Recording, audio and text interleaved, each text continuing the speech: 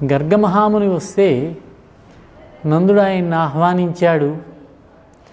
ఊరకరారు మహాత్ములు వారథముల ఇండ్ల కడకు వచ్చుటలెల్లన్ కారణము మంగళములకు నీరాక శుభంబు మాకు నిజము మహాత్మా. ఊరికే రారు మహాత్ములు, మీ రాక వల్ల మాకు ఆనందంగా ఉంది, శుభములు చేకూర్చడానికే అనిపిస్తున్నది అన్నాడు. నందుడితోటి గర్గుడనే మహాముని కులగురువు వసుదేవుడికి వసుదేవుడే పంపించాడు.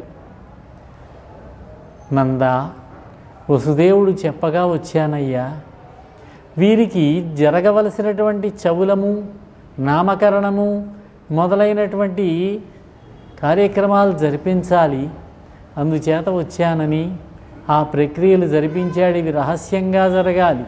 కంసుడికి యోగమాయ చెప్పింది, నిన్ను చంపేవాడు ఎక్కడో పెరుగుతున్నాడు అని.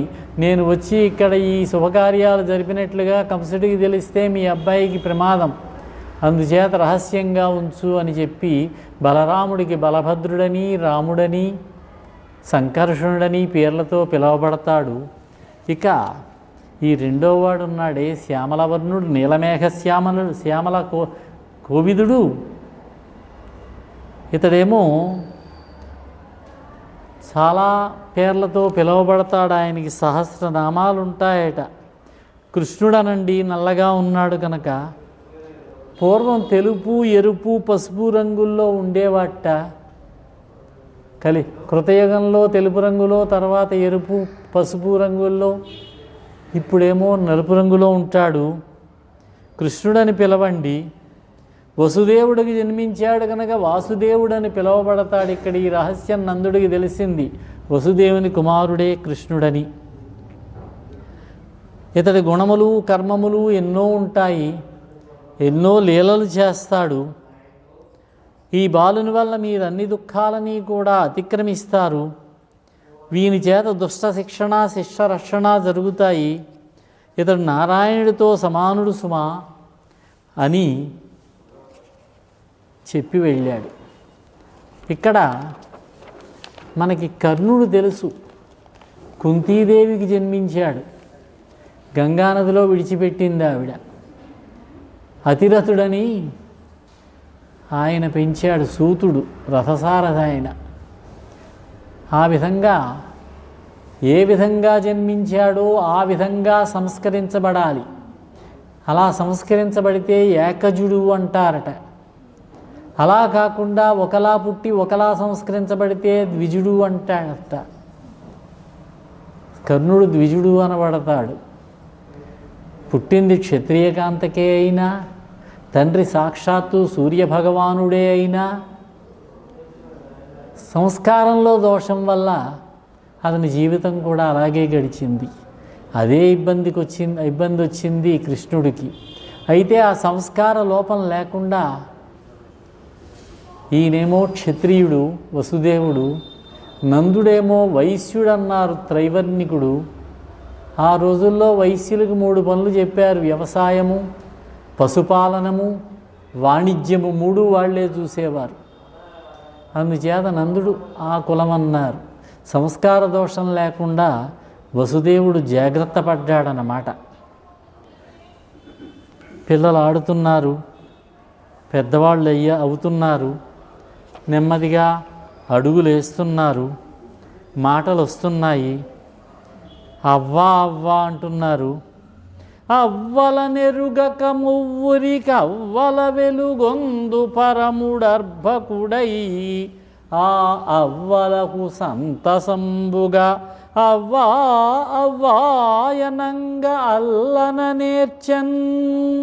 త్రిమూర్తులకు అతీతంగా ఉండేటటువంటి శ్రీమన్నారాయణుడు జన్మలు లేనివాడు కనుక అమ్మా అమ్మా అమ్మంటూ ఆయనకి ఎవరూ లేరు. అయితే ఆ పరమపురుషుడు ఇప్పుడు బాలుడుగా ఉన్నాడు కనుక అమ్మలకు ఆనందం కలిగేటట్టుగా అమ్మా అమ్మా అని పిలుస్తున్నట్టు మాట్లాడడం వస్తున్నది. అయితే మానవ జన్మ ధరించాడు కనుక, మానవుడిగా ఉన్నాడు కనుక మానవులు పొందే సుఖదుఖాలన్నీ కూడా ఆయనకి ఉంటాయి. ఏ రోజు కూడా శ్రీరాముడు కానీ శ్రీకృష్ణుడు కానీ సంధ్యావందనం మానలేదు. వాళ్ళు చేస్తే ప్రజలందరూ వారిని అనుసరిస్తారని. మనం అనుకుంటాం వాళ్ళు చేశారులే మనం ఎందుకులేనని. అడుగులువే కలిగియు రెండడుగులనే మన్ను మిన్ను అలిమిన బాలుండు అడుగిడదొడగెను శాత్రవులడుగులు అడుగులును వదలి అడుగవని పడన్. ఆయన సహస్ర శీర్షుడు, ఆయన సహస్రాక్షుడు, సహస్రపాదుడు శ్రీ మహావిష్ణువు. సహస్రశీర్ష పురుష సహస్రాక్ష సహస్రపాదూమంటుంది పురుష సూక్తం.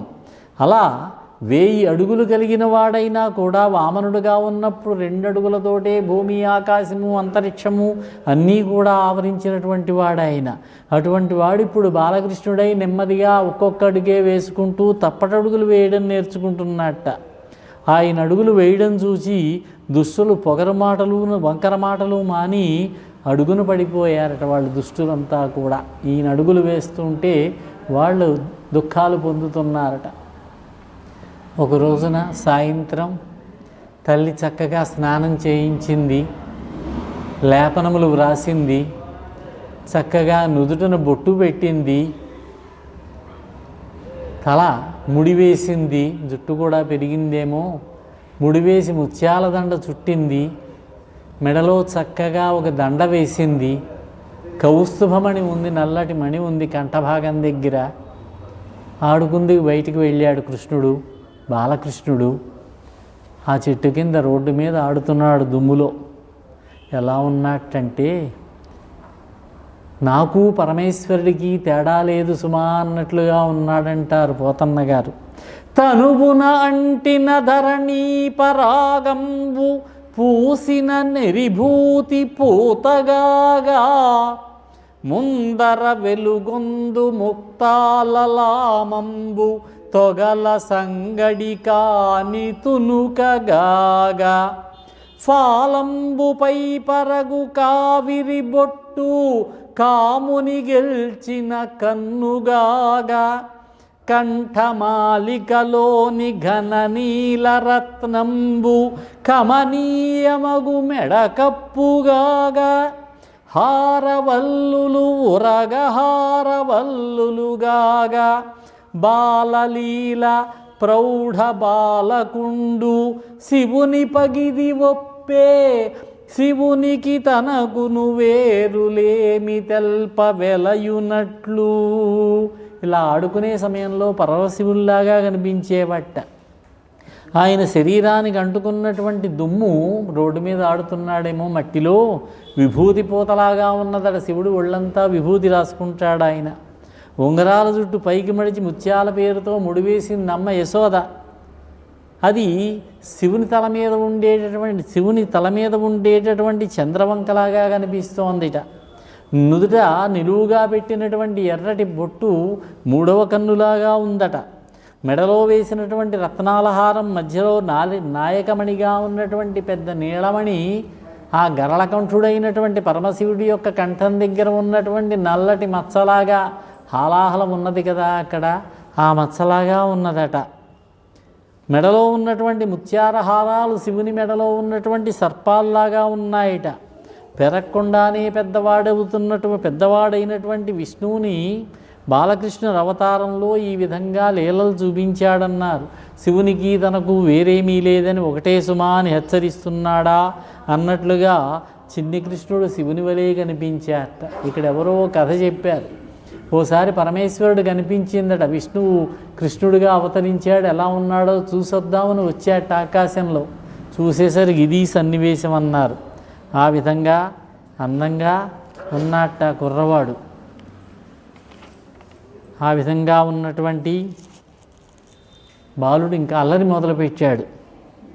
ఒక్కొక్క ఇంటికే వెళ్ళి ఇంట్లో వెనక లోటు లేదు, పెరుక్కి లోటు లేదు, పాలకి లోటు లేదు. యశోదకి లేక పుట్టిన కుర్రవాడేమో ఏ లోటు చెయ్యదు. అయినా సరే పక్కెళ్ళకు వెళ్ళి అక్కడ పాలు పెరుగులు వెన్నా దొంగిలిస్తున్నాడు. స్నేహితులతో పెడతాడు, వాళ్ళకి పెడతాడు, కోతులకు కూడా పెడుతున్నట్ట.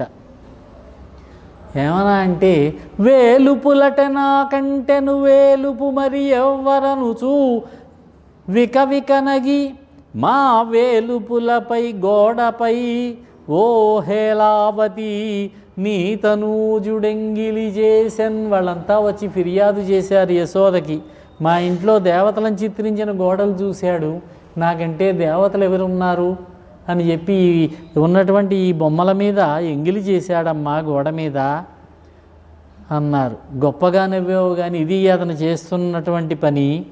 బాలురకు పాలు లేవని బాలింతలు మొరలు పెట్ట పకపకనగి ఈ బాలుండు ఆలము సేయుచు ఆలకు క్రేపులను విడిచే అంభోజాక్షి. మా బాలింతలకు పిల్లలేవని బాలింతలు కుర్రవాళ్ళకి పాలు సరిపోవడం లేదని గోల పెడుతూ ఉంటే నీ కొడుకు పక్కపాగా నవ్వుతూ లేగదూడల తాళ్ళు విప్పి ఆవుల వద్దకు వదిలేశాడమ్మా. పడతి నీ బిడ్డడు మా కడవలలోనున్న మంచి కాగిన పాలు ఆ పడుచులకు పోసి చిక్కిన కడవల నడిచే ఆజ్ఞ కలదో లేదో. ఆ పక్కనున్న పిల్లవాళ్ళందరికీ పాలు పోసేసి ఊరుకోకుండా కడవల్ని పగలగొట్టాడమ్మా. మీ వాడికి మీ భయభక్తులు ఉన్నాయో లేదో కదా అని చెప్పి వారు ఫిర్యాదు చేస్తే ఆవిడ నమ్మలేదు. ఎప్పుడూ మా ఇంట్లోనే ఉంటాడమ్మా. అన్యమెరుగడు తన ఎంత ఆడుచుండు మంచివాడీతడు ఎగ్గులు మానరమ్మా. తల్లి పక్కకు చేరి భయంగా చూస్తున్నట్ట.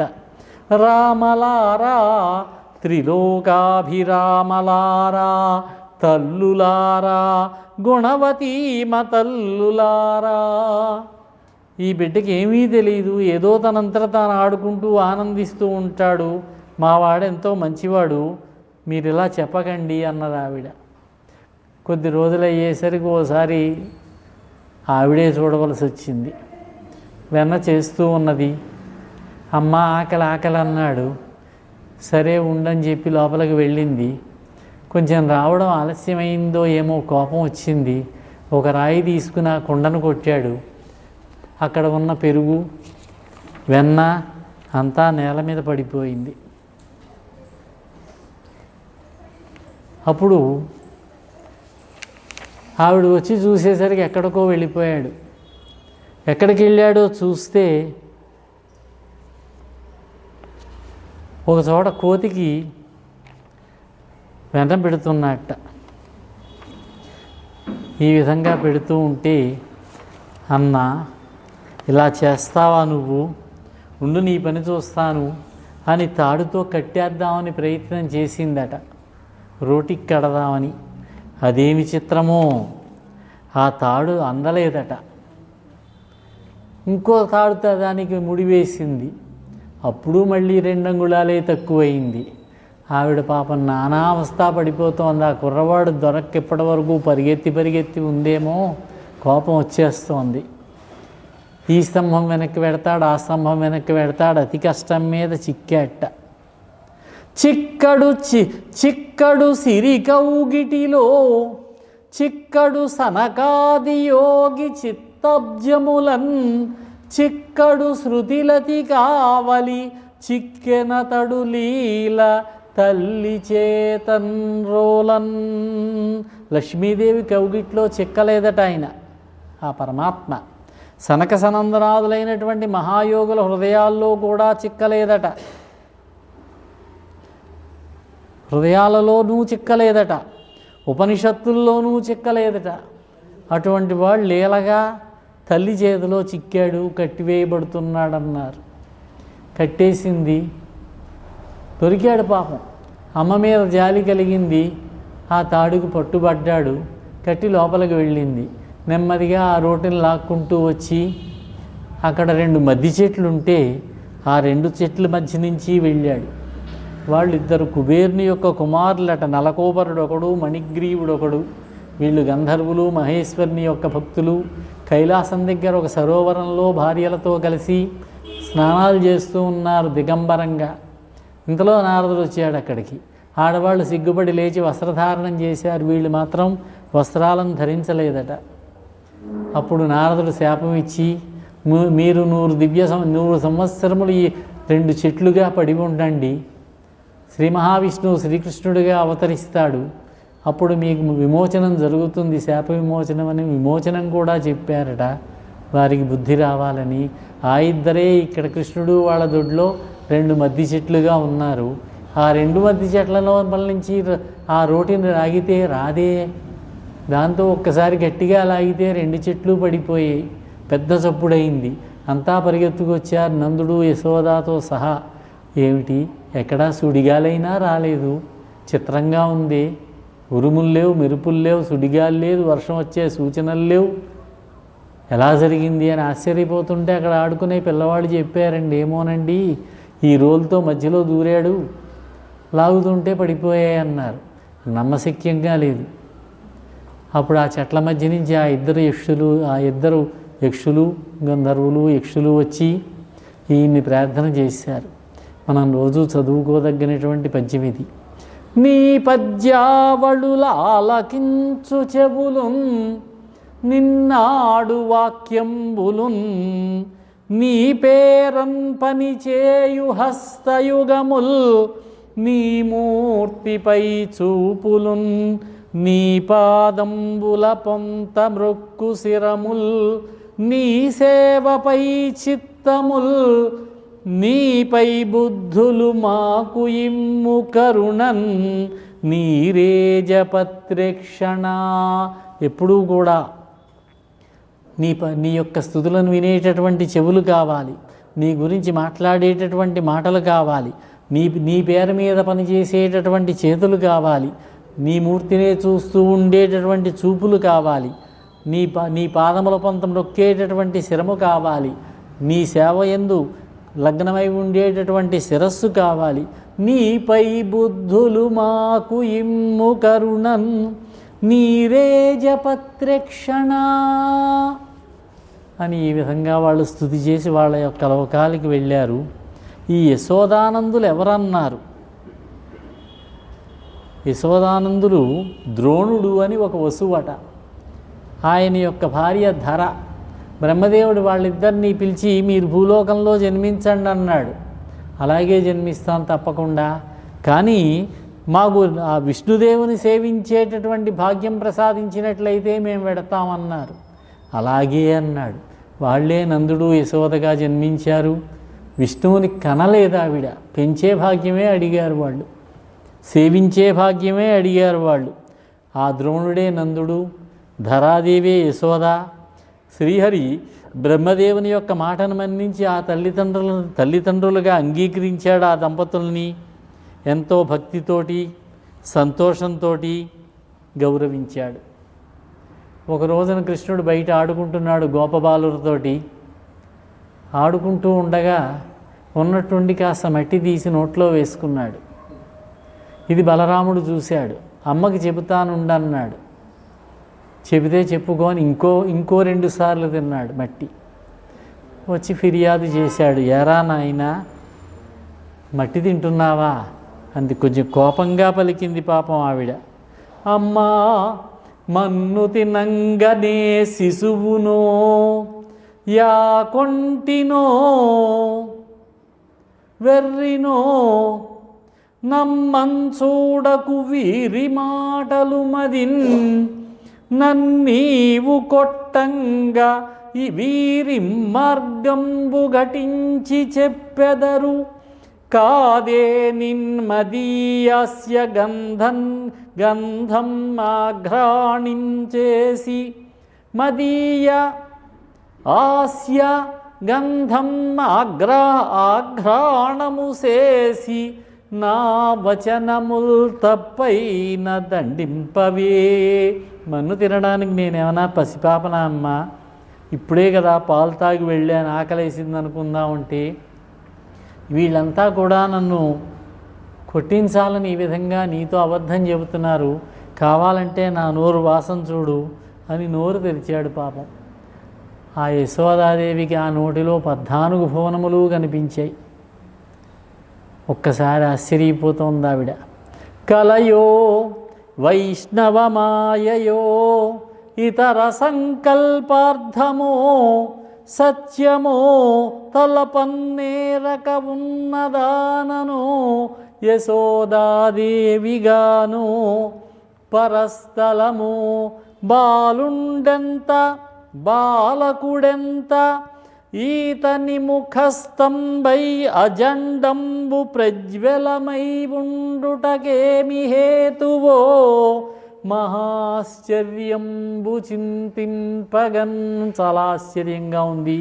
ఈ బాలుడి నోట్లో నాకు ఈ విధంగా 14 భువనాలు కనిపిస్తున్నాయి, బ్రహ్మాండం అంతా కూడా కనిపిస్తున్నది అని ఆశ్చర్యపోతూ ఉన్నది.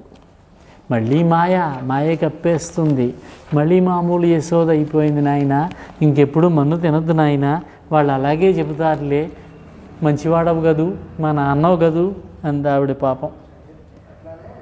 ఈ గోపకులంతా కూడా ఒక చోట సమావేశమయ్యారు ఒక వనంలో. ఈ రేపల్లెలో ఉంటే మనకేదో చాలా ప్రమాదాలు వస్తున్నాయి. ఈ కృష్ణుడు పుట్టినప్పటి నుంచి కూడా అనేక ఉపద్రవాలు వస్తున్నాయి. మనకి ఎంతోమంది రాక్షసులు వస్తున్నారు. ఆవిడెవరో వచ్చి పాలిస్తానంటే ఆవిడ మరణించింది. ఒకసారి బండి ఎగిరి కింద పడింది. ఒకసారి ఆకాశానికి ఎగిరిపోతే ఒక రాక్షసుడు కింద పడ్డాడు. 2 చెట్లు పడిపోయాయి. ఏం చేద్దాం, ఇక్కడ ఏదో ఇబ్బందులుగా ఉన్నాయని చెప్పి సమావేశమైతే ఉపగోపుడు అనేటటువంటి ఒక వృద్ధ గోపకుడు చెప్పాట, మనం బృందావనానికి వెళ్ళిపోదాం ఈ రేపల్లె నుంచి, అక్కడ చక్కటి పచ్చిక దొరుకుతుంది మన ఆవులకి దూడలకిను, అక్కడికి వెడదామంటే సరే అంటే సరేననుకుని బళ్ళు కట్టించారు. ముందుగా కొంతమంది గోపకులు ఆయుధములు ధరించి రక్షణగా వెడుతున్నారు. వాళ్ళ వెనక గోవులు వెడుతున్నాయి. వాళ్ళ వెనక ఆడవారిని పసివారిని వృద్ధులను బళ్ళెక్కించారు. యశోద, రోహిణి, బాలకృష్ణుడు, బలరాముడు ఒకే బండిలో కూర్చున్నారు. ఆనందంగా పాటలు పాడుకుంటూ ఈలలు వేసుకుంటూ చప్పుళ్ళు చేసుకుంటూ బాజాభజంత్రీలు ఉన్నాయి వెనక వైపున. వారి వెనక గోపకులంతా బయలుదేరి బృందావనానికి వెళ్ళారు. బళ్ళనన్నీ కూడా వర్తులాకారంలో పెట్టి వాటి మధ్య అందరినీ రక్షణగా ఉంచి ఒక్కొక్క ఇల్లే కట్టుకుంటూ అక్కడ ఒక పట్టణంలాగా తయారు చేశారు. అందరూ కూడా ఆనందంగా ఉన్నారు. అక్కడ ఉన్నా కూడా పాపం ఈ శ్రీకృష్ణుడికి ఇబ్బందులు తప్పలేదు. వత్సాసురుడని ఒక రాక్షసుడు గోవత్సన్ రూపంలో వచ్చాడు. బకాసురుడని ఒక రాక్షసుడు కొంగ రూపంలో వచ్చాడు. ఈ విధంగా రాక్షసులను ఒక్కొక్కళ్ళనే సంహరించుకుంటూ వెడుతున్నాడు. ఈ పిల్లలంతా కూడా పెద్ద గోపకులేమో ఆవుల్ని చూసుకుంటూ వెడుతున్నారు. ఈ చిన్న గోపకులేమో దూడల్ని కాస్తున్నారు. రోజు వాళ్ళ అమ్మ వాళ్ళు భోజనాలు పాత్రల్లో పెట్టిస్తే వాటిని చేత్తో పట్టుకుని వెళ్ళి భోజనాలు చేస్తున్నారు. అంతా కూడా ఎంత ఆనందమో ఆ గోపబాలులకి. శ్రీకృష్ణుడితో ఆడుకుంటూ సరదాగా గడుపుతూ ఆనందంగా గడుపుతున్నారు వాళ్ళు.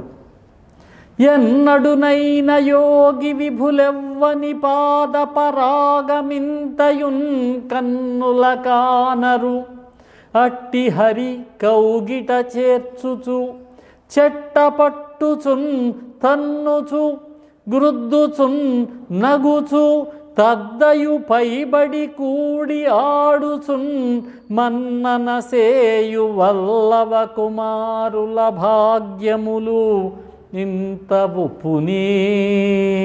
మహాయోగులు కూడా ఏ మహాపురుషుని యొక్క పాదపద్మాల యొక్క ధూళి కొంచెం కూడా చూడలేరు. అటువంటి కృష్ణుడితోటి గోపబాలకులు కలిసి మెలిసి ఆడుకుంటూ ఉన్నారు. అతన్ని కౌగిలించుకుంటున్నారు, చెట్టపట్టాలు వేసుకుంటున్నారు, తన్నుతున్నారు, గుద్దుతున్నారు, మీదెక్కించుకుని మోస్తున్నారు. ఒరే కృష్ణ, ఎరా కృష్ణ అంటున్నారు, ఆనందపడుతున్నారు, ప్రేమిస్తూ ఉన్నారు అతన్ని. ఈ గోపబాలుర భాగ్యం ఎటువంటిదని చెప్పవచ్చు. చాలా ఆనందంగా గడుపుతూ ఉన్నారు. ఆ లేగలు మేస్తూ, లేగలా పక్కన మేస్తూ ఉంటే నది ఒడ్డున ఆ బాలకులంతా కలిసి కృష్ణుడు పిలుస్తున్నాడు వాళ్ళని. ఎండన్ మ్రగ్గితిరి ఆకటన్ పడితిరి ఇంకేలా విలంబింపగా.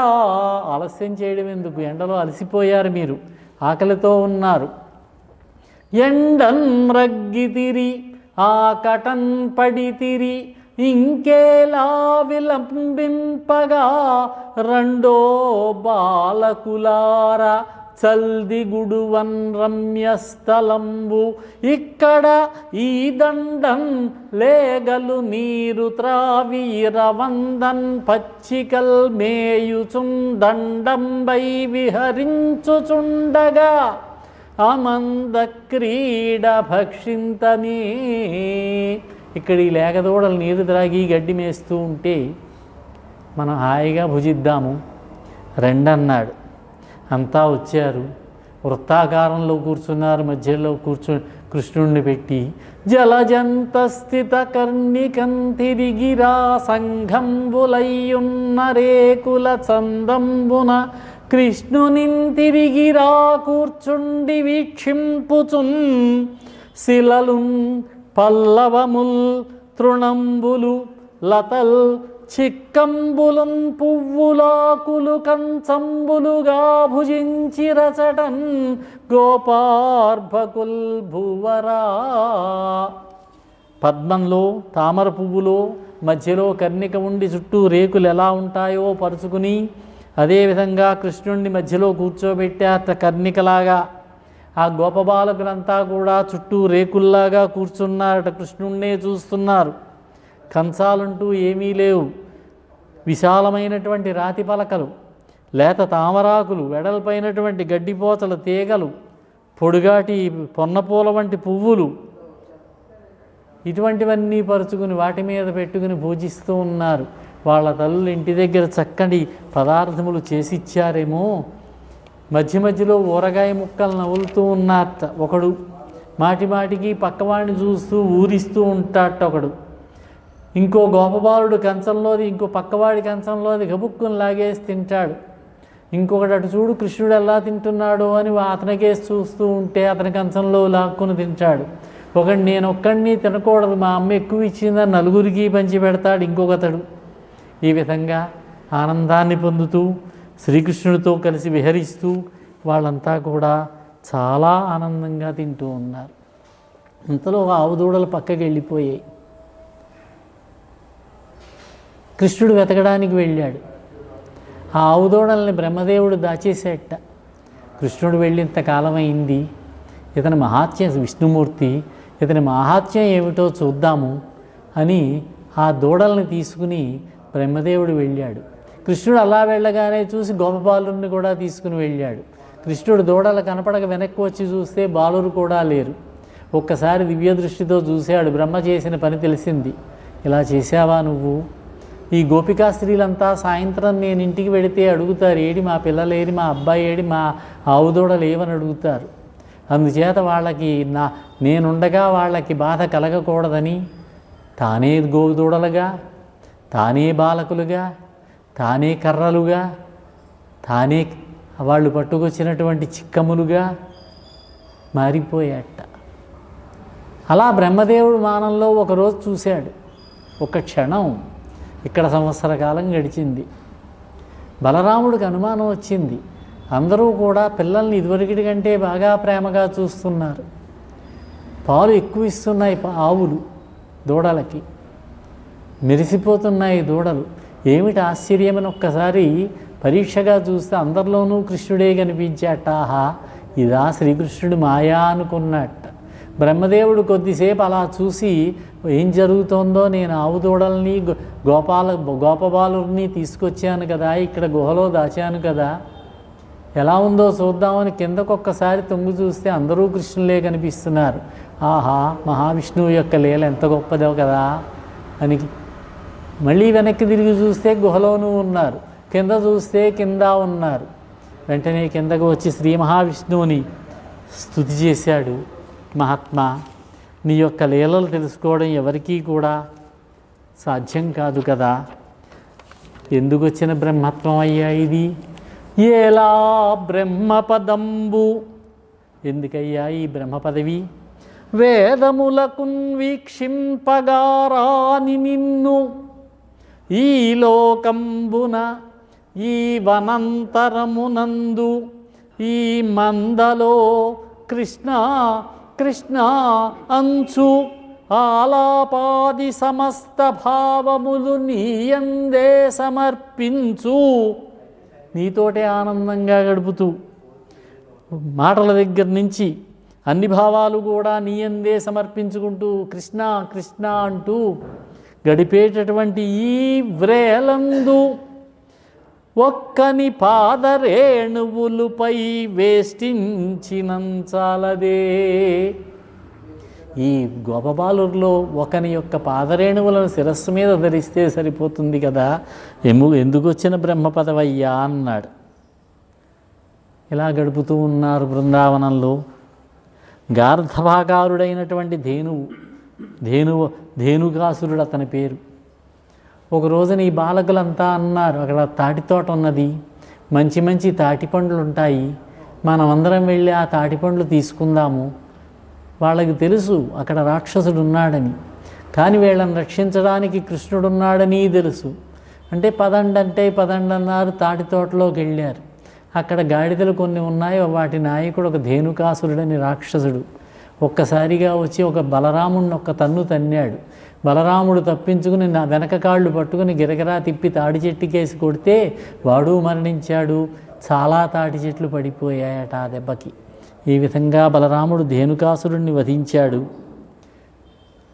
శ్రీకృష్ణుడు ఒక రోజున ఒక చెట్టు ఎక్కి అక్కడి నుంచి అక్కడ ఒక మడుగు ఉన్నది, కాళీయ మడుగని, కాళిందీ మడుగు, యమునా నది నుంచి వచ్చినటువంటి నీటితో ఉన్నటువంటి మడుగది. ఆ మడుగులోకి దూకాడు. ఆ మడుగులో కాళీయుడనేటటువంటి సర్పం తన భార్యలతోటి ఉంటున్నాడు. దానివల్ల ఆ నీరంతా విషపూరితమైపోయి అందులో నీరు త్రాగినట్లయితే ఆ దూడలు పశువులు ఏమైనా మనుషులు కానీ మరణిస్తారు. దాన్ని శుద్ధి చేయాలని ఆ కాళీయుడి యొక్క బారి నుంచి దాన్ని కాపాడాలని అందులో దూకాడు. కాళీయుడు పట్టుకున్నాడు గట్టిగా, కరిచాడు కూడా. ఈలోగా వార్త అందిందంతా పరిగెత్తుకొచ్చి గట్టు మించి చూస్తున్నారు. బలరాముడు ఏం మాట్లాడడం లేదు. నాయనా నిన్ను పాము కరిచిందా, ఎలా ఉన్నావు తండ్రి అని బాధపడుతున్నారు గోపకులంతా కూడా. ఆ కాళీయుడు మీదకెక్కాడు, ఆ పడగల మీద నాట్యం చేశాడు. అందుకే శ్రీకృష్ణుడు పాదముద్రలు ఉంటాయి కృష్ణ సర్పం మీద, కృష్ణ పాదాలు అంటారు. ఆ కాళీయుడు తలలు వంచేశాడు.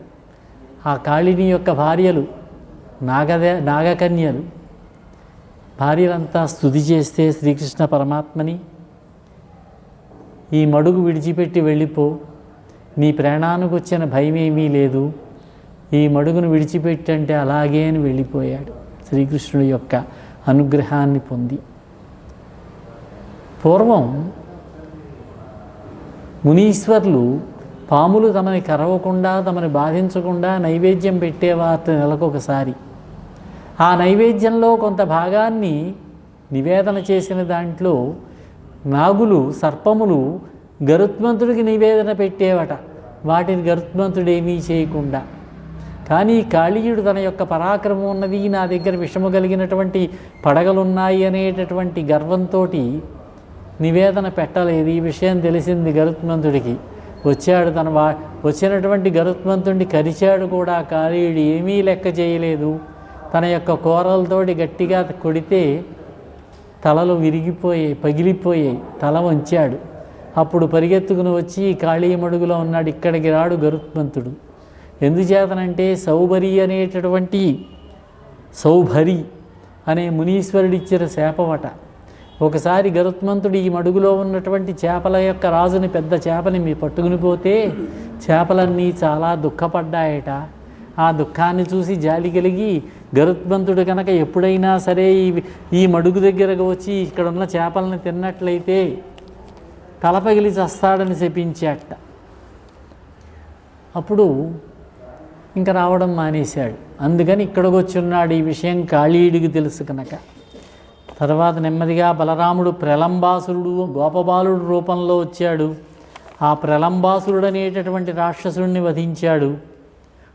శ్రీకృష్ణుడు కుబేరభటుడైనటువంటి శంఖచూడు అనే గుహ్యకుణ్ణి వధించాడు. ఆ యక్షుడు శ్రీకృష్ణుడు ఈ గోపికాశ్రయాలతోటి కలిసి వినోదిస్తూ ఉంటే శ్రీకృష్ణుడు చూడకుండా కొంతమందిని తీసుకుపోయి ఓ గుహలో దాచాడు. మళ్ళీ వచ్చాడు. అప్పుడు ఆ యక్షుడిని వధించి వాళ్ళని రక్షించాడు. అదేవిధంగా సుదర్శనుడనేటటువంటి సర్పరూపి అయినటువంటి గంధర్వుని శాప విమోచనం కలిగించాడు. నందుడు మొదలైనటువంటి వాళ్ళు యమునా నదీ తీరంలో ఉపవాసం ఉండి దీక్షలో ఉండి పూజలో ఉంటే రాత్రి నిద్రపోతున్నారు. ఆ రోజు ఉపవాసం నందుడిలో పాము పట్టుకుంది. అంతా వచ్చి దాన్ని కొట్టే ప్రయత్నం చేసి కొడుతున్నా విడిచిపెట్టడం లేదు. కృష్ణుడు చూశాడు, తన్నాడు. తన్నేసరికి దానికి సర్పరూపం పోయింది. ఆ సర్పరూపం పోయి మామూలు దేవతారూపం వచ్చింది, గంధర్వుడి రూపం. ఒక అంగిరసుడని ఒక ఋషీశ్వరుడి యొక్క కుమారులు అందవిహీనంగా ఉంటే వాళ్ళని చూసి నవ్వాటి. గంధర్వుడు చాలా అందగాడు. దాంతో శపించారు సర్పం అయిపడి ఉండని. ఆ సర్పం మళ్ళీ విమోచనం చెప్పారు. సర్ప విమోచనం జరిగింది. ప్రలంబాసురుణ్ణి గోపబాలుడు రూపంలో వచ్చాట, వాణ్ణి వధించాడు బలరాముడు. వృషభాసురుణ్ణి చంపారు, వృషభ రూపంలో వచ్చిన వాణ్ణి. కేసి అనేటటువంటి రాక్షసుల అశ్వరూపంలో వచ్చాడు, కృష్ణుడిని తన్నాడు. కృష్ణుడు తప్పించుకొని దాన్ని నోట్లో చేయి పెట్టాడు, ఎడమ చెయ్య. అది వజ్రాయుధంలాగా ఉంది. అది కడుపులోకి వెళ్ళిపోయి బాగా పెద్దదైపోయింది. ఆ చెయ్య దోసపండు పగిలినట్టుగా పగిలిపోయేటవాడు. అలాగే గోపాలుడి రూపంలో వచ్చినటువంటి వాడు వ్యోమాసురుడు అనేటటువంటి రాక్షసుడు, అతన్ని సంహరించాడు. బృందావనంలోకి వచ్చినా కూడా అతనికి ఇబ్బందులు తప్పలేదు. రాక్షసులందరినీ సంహరిస్తూ ఉన్నాడు. నారదుడు వచ్చి స్తుతి చేశాడు ఒకసారి, కృష్ణ నీవు సాక్షాత్తు నారాయణుడివయ్యా, చానూరుడు ముష్టికుడు అనే వాళ్ళని సంహరిస్తావు నువ్వు.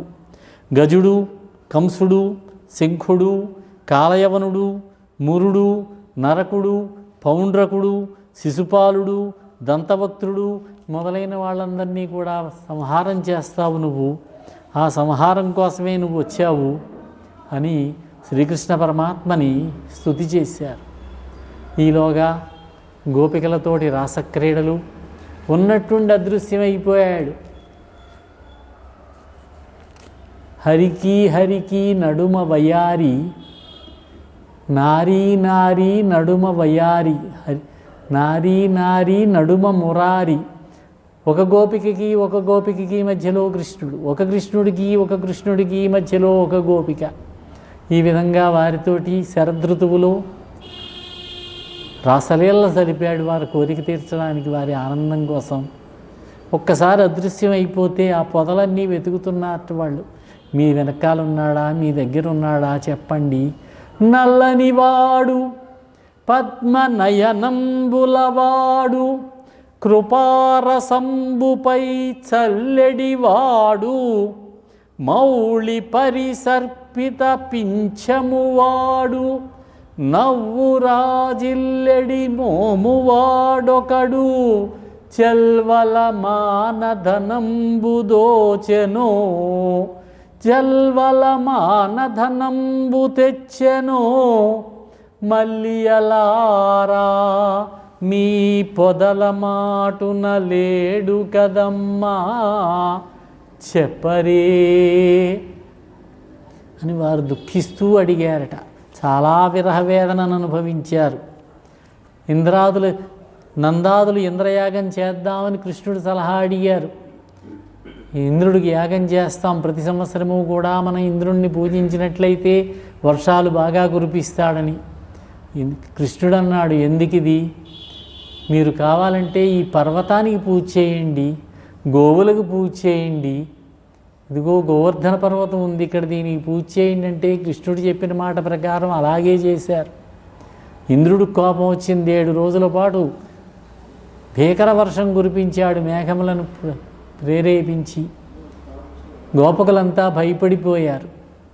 అప్పుడు కృష్ణుడు గోవర్ధన పర్వతాన్ని పైకెత్తి గొడుగులాగా, చిన్నవాడు 7 ఏళ్ల వయస్సు, చిటికిన వేలి మీద నిలబెట్టాడట. గోవర్ధన పర్వతాన్ని ఎత్తాడు. ఈ విధంగా శ్రీకృష్ణుడు బాల్యంలోనే తన యొక్క లీలల్ని ప్రదర్శించాడు. కొంచెం పెద్దవాడయ్యాడు. సుమారు 12-13 సంవత్సరముల వయస్సు వచ్చింది. కంసుడికి ఇంకా కృష్ణుడిని వధించాలనేటటువంటి కోరిక కలిగింది, ఆలోచన వచ్చింది. అక్రూరుణ్ణి పిలిచాడు. అక్రూరుడు చాలా మంచివాడు. అతడు యదువంశంలో వాడే. పిలిచి ధనుర్యాగం చేద్దాము,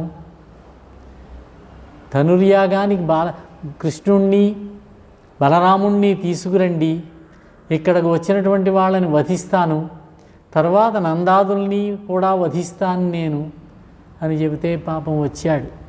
ఇంతవరకు వెళ్ళిన వాళ్ళు ఎవరూ తిరిగి రాలేదు, చాలామందిని పంపించాడు కంసుడు, అందరూ మరణించారు. నా పరిస్థితి ఎలా ఉంటుందో, అయినా సరే ఒక్కసారి వెళ్ళి ఆ శ్రీకృష్ణ పరమాత్మ దర్శనం చేసుకుని వస్తా అనుకుని బయలుదేరి వచ్చాడు. కృష్ణుడికి చెప్పాడు కంసుడు తీసుకురమ్మన్నాడని. మహారాజు గారి నుంచి కబురు వచ్చింది, మనం అంతా వెడదాం, సామాన్లు సర్దుకోండి అన్నాడు కృష్ణుడు నందుడు మొదలైన వాళ్ళతోటి. పాపం చాలా బాధపడ్డారు. ఈ బ్రహ్మదేవుడు ఎందుకో మనని ఈ విధంగా శిక్షిస్తున్నాడు, ఇతడు అక్రూరుడని పేరు పెట్టుకున్నాడు, కాదు ఇతడు క్రూరుడు, మన నుంచి కృష్ణుడిని దూరంగా తీసుకుపోతున్నాడు అని బాధపడ్డారు పాపం. రథం ఎక్కించుకున్నాడు, పొద్దున్నే బయలుదేరాడు. యమునా నది దగ్గరికి వచ్చినప్పుడు స్నానం చేసి అర్ఘ్యం ఇవ్వడం కోసం రథం ఆపాడు. వెళ్ళిరా, స్నానం చేసిరా అన్నాడు కృష్ణుడు. అక్రూరుడు నదిలో దిగాడు, నీటిలో కృష్ణుడు కనిపించాడు. పైకి లేచి ఒకసారి ఒడ్డు మీదకు చూస్తే రథంలో కృష్ణుడు కనిపించాడు, మళ్ళీ నీటిలో కనిపించాడు. కృష్ణభక్తుడు ఆయన అక్రూరుడు. మళ్ళీ నీటిలో చూస్తే కనిపించాడు. ఆహా, ఏమి నీ మాయ కృష్ణ! కలలంబోలెడి పుత్రమిత్ర వనితాగారాది సంయోగముల్ జలవంచారతి ఎండమావులకు ఆశల్సేయు చందంబునన్ తలతున్ సత్యములంచు మూఢుడా వృధా తత్వజ్ఞుడన్ నాకు నీ విలసత్పాదయుగంబు సూపి కరుణన్ వీక్షింపు లక్ష్మీపతి. లక్ష్మీనాథుడు అయినటువంటి ఓ కృష్ణ, దప్పిక తీర్చుకోవడానికి జలములాగా తోచేటటువంటి ఎండమావులకు ఆశపడేటటువంటి విధంగా స్వప్న సమానములైనటువంటి పుత్రులు భార్యలు అనేటటువంటి మిత్రులు కళత్రము గృహములు అనేటటువంటి వాటిలో పడి ఈ జంఝాటాన్ని సత్యమనుకుని నమ్ముతూ ఉంటాను. నేను మూఢుణ్ణి, మిథ్యాతత్వజ్ఞుణ్ణి. ఇటువంటి నాకు ప్రకాశించేటటువంటి నీ పాదాల జంటను చూపించి కరుణతో నన్ను కటాక్షించవా అని ప్రార్థించాడట. ఈ విధంగా అక్రూరుడు శ్రీకృష్ణుడిని తీసుకుని మధురకు చేరాడు. ఇక కంసవధ, మధురానగరంలో శ్రీకృష్ణుడు ప్రవేశం, కృష్ణుడిని చూసి అక్కడ ఉన్నటువంటి ఆ మధురానగరంలో ఉన్నటువంటి యువతులందరూ బాలికలందరూ చూసి ఆనందాన్ని పొందడం, ఇవన్నీ రేపు చూసి రుక్మిణీ కళ్యాణ ఘట్టం చూసి మరికొన్ని శ్రీకృష్ణుని యొక్క లీలా విశేషాలను చూసి రేపటితోటి ఈ కార్యక్రమం ముగుస్తుంది. రేపు పూర్తి చేసుకుందాం. అందరూ రావాల్సిందిగా కోరుతూ స్వస్తి. స్వస్తి ప్రజాభ్యః పరిపాలయంతాం న్యాయేన మార్గేణ మహిం మహీశాః. గోబ్రాహ్మణేభ్యः శుభమస్తు నిత్యం. లోకాः సమస్తాः సుఖినో భవంతు. స్వస్తి.